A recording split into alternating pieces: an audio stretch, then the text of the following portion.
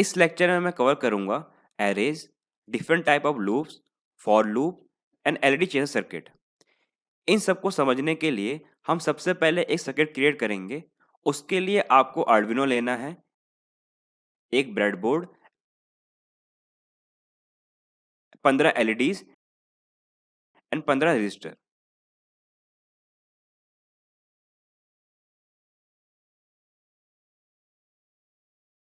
सबसे पहले आपको हर एक एलईडी के साथ एक रजिस्टर कनेक्ट करना है।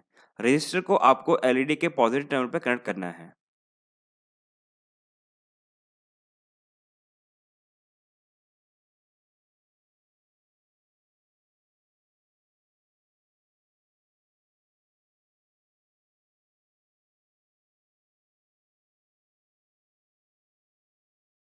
उसके बाद आपको आर्डिनो की ग्राउंड पिन को ब्रेडबोर्ड के नेगेटिव रेल से कनेक्ट करना है।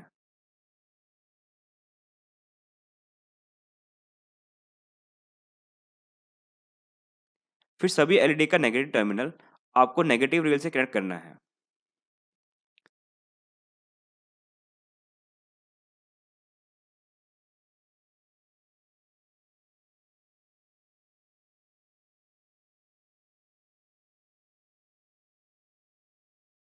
फर्स्ट एलईडी का रजिस्टर आपको आर्डिनो की D2 पिन से कनेक्ट करना है।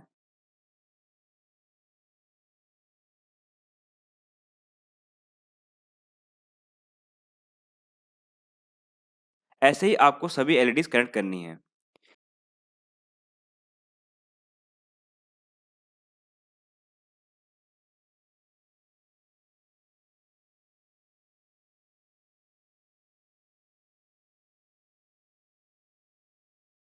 सारी की सारी डिजिटल पिन हम यूज कर चुके हैं और अभी भी 3 एलईडी बाकी हैं, तो इन्हें हम कनेक्ट करेंगे एनालॉग पिन्स पर।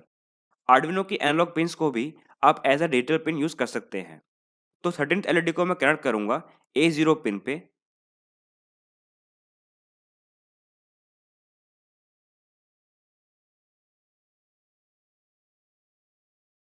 14th एलईडी को मैं कनेक्ट करूंगा A2 पिन से।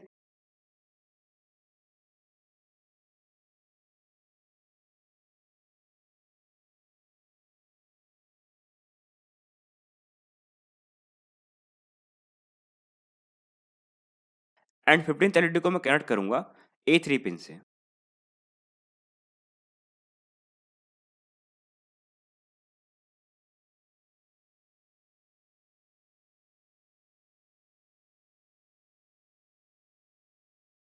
अब कोड लिखते हैं।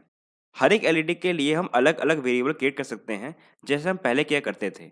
बट मैं आज आपको एक नया तरीका सिखाने वाला हूँ, जिसको यूज करके हम सभी एलईडीज के लिए एक साथ वेरिएबल बना सकते हैं।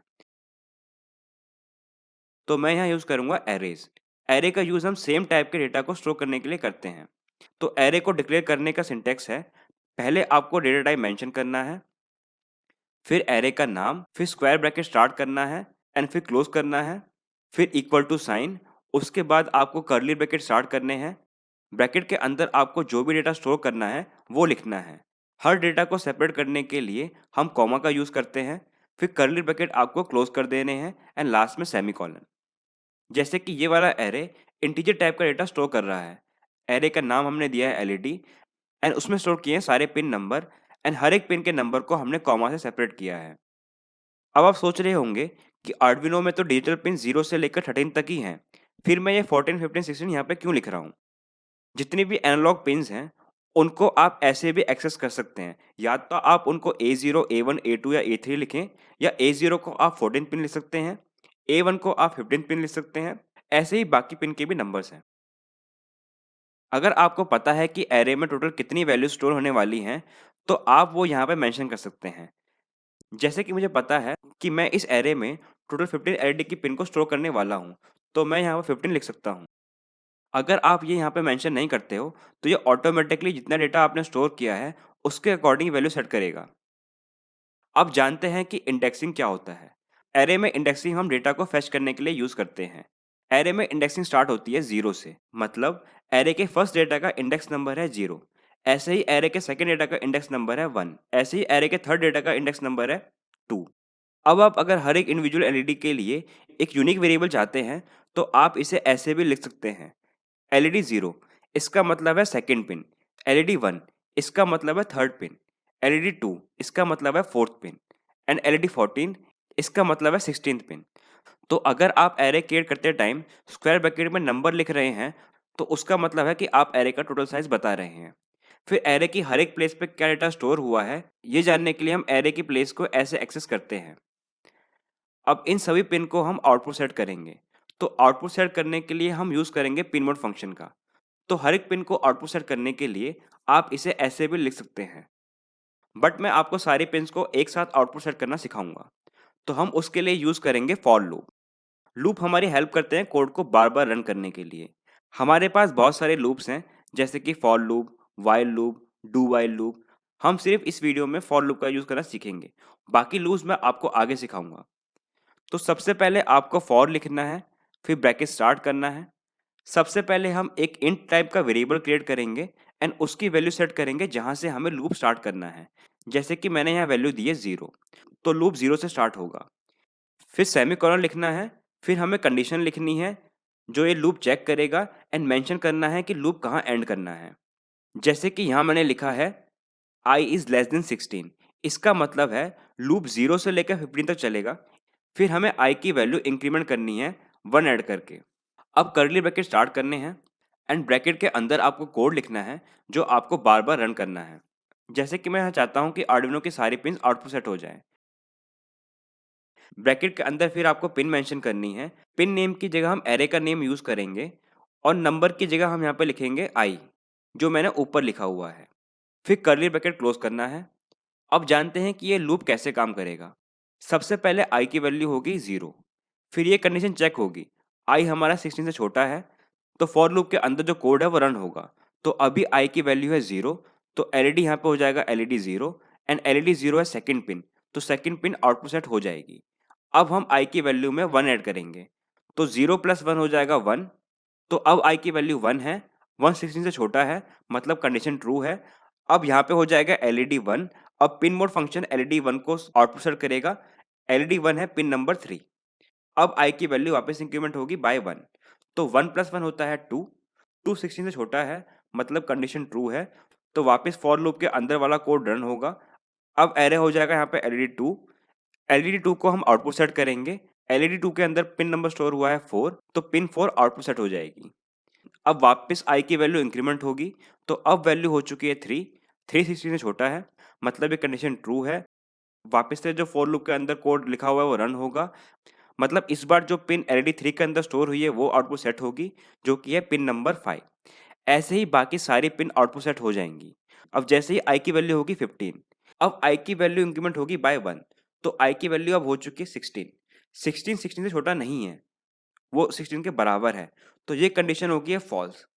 अब फॉर लूप के अंदर जो कोड लिखा है वो रन नहीं होगा और लूप आपका यहीं पे खत्म हो जाएगा। तो ऐसे ही हमने सभी पिन को आउटपुट सेट कर दिया है।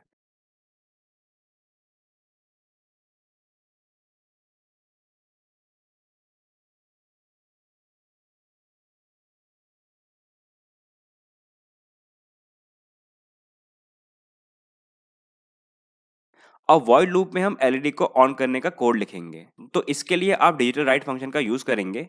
तो हमें लिखना है डिजिटल राइट, फिर पिन नंबर, जैसे कि एलईडी 0 जो है second pin, and then high. तो ऐसे फर्स्ट एलईडी ऑन हो जाएगी। ऐसे ही आप एलईडी 14 जो कि है 15 पिन, तो उस पिन पर करंट एलईडी जल जाएगी।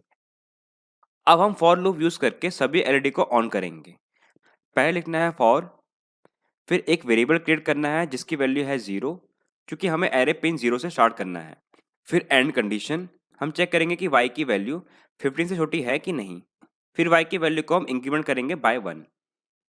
अब फॉर लूप के अंदर हम एलईडी को ऑन करेंगे डिजिटल राइट फंक्शन यूज करके। पिन नंबर की जगह लिखना है हमें एरे का नाम, देन हाई।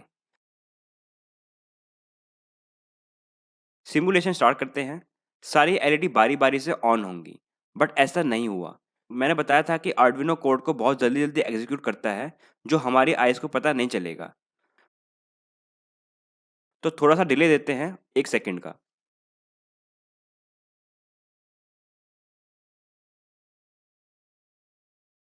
सिमुलेशन वापस स्टार्ट करते हैं। अब सभी एलईडीज बारी-बारी से ऑन होंगी। पहले फर्स्ट एलईडी ऑन होगी क्योंकि Y की वैल्यू 0 है। फिर सेकंड एलईडी ऑन होगी, अब Y की वैल्यू 1 हो चुकी है। ऐसे ही बारी-बारी से सारी एलईडी ऑन होंगी। अभी हमने ऑफ होने का कोड नहीं लिखा है, इसलिए सारी एलईडी ऑन ही रहेगी। अब हम ऑफ होने का कोड लिखेंगे। इसके लिए हम एक और लूप यूज़ करेंगे। हमें सेम लूप लिखना है बट हाई की जगह लो लिखना है।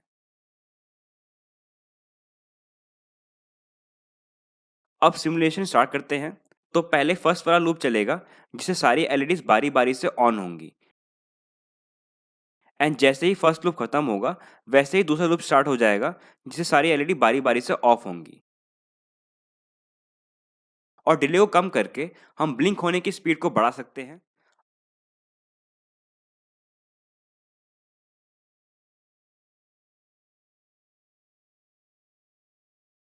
अब हम इस वाले लूप को रिवर्स करेंगे। उसके लिए हमें ये इनिशियल वैल्यू सेट करनी है। तो हम 0 की जगह लिखेंगे 14। चेक करेंगे कि y की वैल्यू 0 से बड़ी है या नहीं। एंड इंक्रीमेंट की जगह हम करेंगे उसको डिक्रीमेंट, क्योंकि हम 14 से स्टार्ट कर रहे हैं। वापस स्टार्ट करते हैं सिमुलेशन को। अब एलईडीज ऑन होंगी फर्स्ट एलईडी से एंड ऑफ होंगी लास्ट एलईडी से। ऐसे ही आप एरे एंड फॉर लूप को यूज करके और कोई भी पैटर्न बना सकते हैं। इस लेक्चर में हमने सीखा कि एरे क्या होते हैं, उन्हें कैसे यूज करते हैं। फिर हमने लूप्स के बारे में पढ़ा एंड फॉर लूप कैसे यूज करते हैं ये सीखा। एंड लास्ट में हमने दोनों को यूज करके एक एलईडी चेंज सर्किट बनाया। So that's all for this lecture. We'll meet in the next lecture.